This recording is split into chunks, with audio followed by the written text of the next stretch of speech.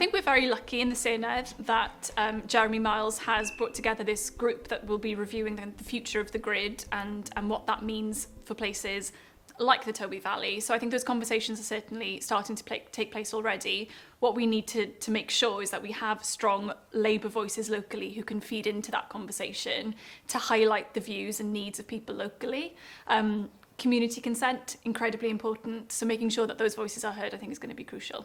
Julie James, when she was the Climate Change Minister, made the promise, or made a statement, she didn't make a promise, she made a statement that she would prefer that all new infrastructure be underground. But there was a caveat, where viable. Now what we need to do is to look at the where viable and to get rid of that. And I know in fairness that our Senedd members, Adam Price and Kevin Campbell, have been working very closely in order that we try and work our way around that. Those two small words, really, but that makes a huge difference. They could. I mean, ultimately, the Senate can insist it's a government, can insist on whatever it wants. I think it's nervous about the fact that if it were to do that, the developers would just melt away. Now, that might suit us, because they would look at that and it would be a phenomenal cost. Now, I would argue that the Towy Valley, there isn't a sort of compromise there, because there's an intrinsic value, aesthetic value of the landscape, which to me is an overwhelming argument. I think that if we were to go down, or let's say the Senate was to go down that route, what it will probably do is drive the developers into other forms of renewable investments. Actually, is that a bad thing? No. Well, I think the Senedd has a history of standing up for matters that really mean something to local people, and whether that is, there's legislation from 2015 which is essentially about being a good ancestor, right? The Future Generations Act. And part of what that means is making sure that we're there encouraging green energy wherever possible, but being a good ancestor means listening to people as well, making sure that that the community is consenting to decisions that are being made. So for me, the Senedd is in a position where we already have this underlying preference for undergrounding of cabling. We know that Julie James and Jeremy Miles are bringing together a group of people to look at issues in further detail. So the groundwork is already there, I think, for a productive way forward on this. Green energy is going to be critical for us in the next 20 years, and making sure that we strengthen the grid wherever possible will be incredibly important. There are means and ways of doing that by bringing people along on the journey with us, and underground cabling for me is certainly the most appropriate way forward. I think the Senedd has the ability to refuse this. They have the ability to do so. But whether they will want to do so is another issue. We've had good conversations on policy and not on this, they will not talk to us about this line specifically, but on policy issues. And the policy here is getting rid of where viable.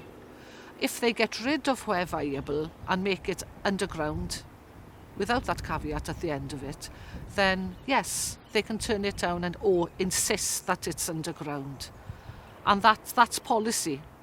So they have the ability to change policy, and they just need to make it absolutely clear that's what they want. Unfortunately now, of course, Julie James doesn't have net zero climate change in her portfolio.